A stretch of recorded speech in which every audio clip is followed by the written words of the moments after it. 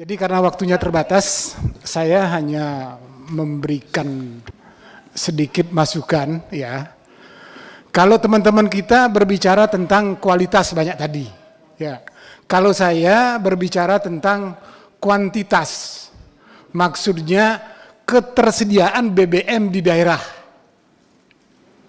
Tadi Bu Ketua juga menyampaikan bahwa sering ada kelangkaan BBM di daerah.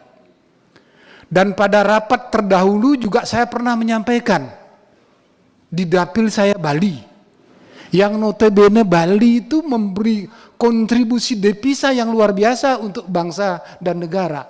Tapi pertanyaan yang sering saya lontarkan, kenapa sering terjadi kelangkaan BBM?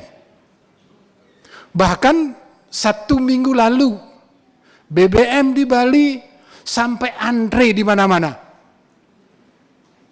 Nah, pertanyaan saya, apakah terus saya pertanyakan kondisi ini? Artinya ini kan Pertamina tidak bekerja. Alasan utama, alasan klasiknya adalah karena faktor cuaca. Kita tahu cuacanya per tahun berapa kali mengalami pancarobaya. Dan itu mestinya diantisipasi dengan baik. Ini lagi-lagi saya katakan, jangan sampai rapatnya hanya membicarakan tentang ketersediaan BBM yang terus-menerus ada kelangkaan. Mohon perhatiannya dari Pertamina. Ya, lagi-lagi saya katakan saya dari Bali, dapilnya yang memang sangat sensitif. Itu daerah pariwisata, dunia mengakui itu. Jadi kalau di sana ada persoalan seperti itu, seolah-olah Pertamina nggak ada bekerja ini. Nah, yang kedua, dari data yang saya baca, kalau tadi teman-teman kan banyak tentang kinerja roadmap segala macam ya. Dari sejarah yang saya baca, Pertamina dari tahun 2020 sampai 2023-24 tuh ya, ada 2 kerugian yang dimunculkan. Pertama kerugian di operasional.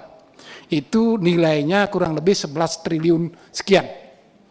Tetapi yang menjadi pertanyaan saya, ada kerugian korupsi yang nilainya sampai 285. Artinya apa? Arti yang paling mendalam di sini gimana Pak Simon ini memperbaiki manajemennya sehingga korupsinya tidak muncul lagi. Dan korupsi yang terbesar itu adalah ada di import BBM. Penyebabnya apa? Karena broker ini gimana menghilangkan import itu tidak lagi menggunakan broker. Datanya jelas itu. Jadi PR besar buat Pak Dirut ini, harapan kita ke depan, ya, korupsinya bisa diminimalkan lah. Barangkali bisa dihilangkan. Jangan sampai ada korupsi lagi. Karena kita sayang sama Pertamina. APBN kita, ya, sumbangan terbesar dari Pertamina. Ini kalau Pertamina kolaps seperti ini, ya berbahaya juga buat rakyat. Jadi harapan saya, sekali lagi Pak Simon, karena kinerjanya apalagi roadmap yang disampaikan itu ya menunjukkan bahasa yang sangat positif buat saya. Jadi bantu di bidang importnya, ya, jangan menggunakan broker lagi. Nah, yang ketiga pertanyaan saya, apa yang disampaikan tadi pernah disinggung masalah kilang. Jadi dari Kementerian Keuangan kan banyak mengeluarkan statement yang semestinya pihak Pertamina juga menjawab itu, jangan dibiarkan liar. Ya, pernyataan Menteri Keuangan kan ada kesengajaan membakar kilang. Benar nggak ini kondisinya? Karena ada disinyalir dengan dibakarnya kilang berarti kesempatan import itu akan memperlebar, memperluas. Itu artinya apa? Pekerjaannya broker lagi-lagi korupsi masuk di sana. Dan statement Pak Menteri Keuangan ini mestinya Pertamina jangan diem.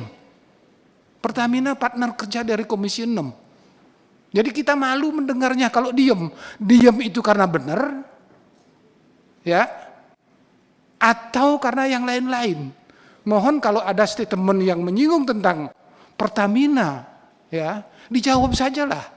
kebenarannya. Sehingga pada saat saya ditanya oleh konstituen saya, Anda ada di Komisi 6, ya, Pertamina dibilang begini, dibilang begitu. Saya ada jawaban yang jelas. Untuk mendapat jawaban yang jelas, tentu informasinya juga dari pihak Pertamina. Nah, barangkali Bu Pimpinan itu yang bisa saya koreksi, saya sampaikan karena waktunya sangat terbatas. Terima kasih. Baik, terima kasih Pak Nengah. Pak Fernando, silakan.